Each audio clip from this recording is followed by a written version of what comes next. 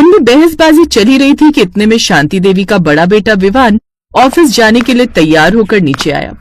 क्या हुआ फिर, सुबह सुबह शुरू हो गए तुम सब?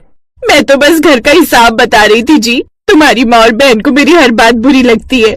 माँ, तुम भी ना छोटी छोटी बातों का तमाशा बना देती हो। कायरा गलत नहीं कह रही। एक तो पहले रेयांश को यहाँ भेज दिया पढ़ने के लिए और ऊपर से खुद भी चली आई। आप सबके आने से खर्चे बहुत बढ़ गए हैं। ये सुनकर शांति देवी की आंखें भर आईं। विवान, बस अब मैंने सोच लिया है, या तो ये दोनों गांव चली जाएं या फिर मैं मायके चली जाऊंगी। भाभी, ये घर जितना आपका है उतना ही हम सबका भी है। ये घर मेरे पति ने लोन लेकर उठाया है, उनकी कमाई का है। ये तुम सबका कैसे हो गया फिर ये? और अगर तुम्हें इतनी ही फिक्र है तो तुम भी उनके साथ गांव ही चले जाओ। ये सुनकर रेयांश चुप हो गया, क्योंकि वो जानता था कि बड़ी मुश्किल से तो उसके भाई भाभी ने उसे यहाँ रहने दिया है और शहर में किराए पर घर लेना इतना आसान नहीं है। फिर अगले ही दिन शांति देवी और सिया गांव लौट गए। सोचा था बेटा बुढ़ापे का सहारा बनेगा, लेकिन उसने तो अपनी माँ को ही घर से बाहर कर दिया। अच्छा हुआ आज तेरे पिता जिंदा नहीं है बेटी, नहीं तो उन्हें इस बात का कितना दुख होता।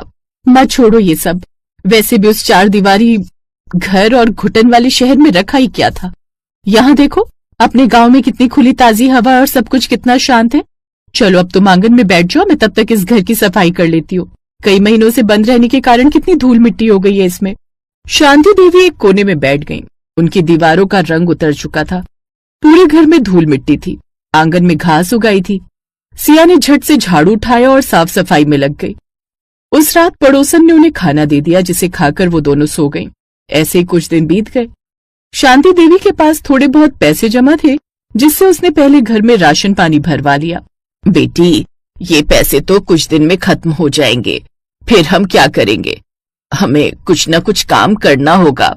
उसकी चिंता तुम मत करो माँ, मैं हूं ना, मैंने सोच लिया है। पापा का जो ढाबा था ना, उसे मैं फिर से शुरू करूंगी। तुम तो जानती हो मैं कितना अच्छा खाना बना लेती हूँ। जब मैं शहर में उस मेरी भाभी के लिए रोज स्वादिष्ट खाना बना सकती हूँ, तो फिर अपने गांव वालों के लिए क्यों नहीं? लेकिन बेटी, तुम क्या ये कर पाओगी? माँ, इतना भी भरोसा नहीं है मुझ पर? तुझ पर तो मुझे पूरा भरोसा है।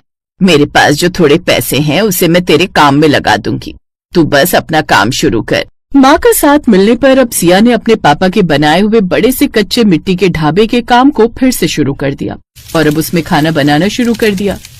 शुरुआत में गांव के कुछ लोग आने लगे, सब खाने की तारीफ करते, लेकिन उनका ढाबा बहुत पुराना दिखता था।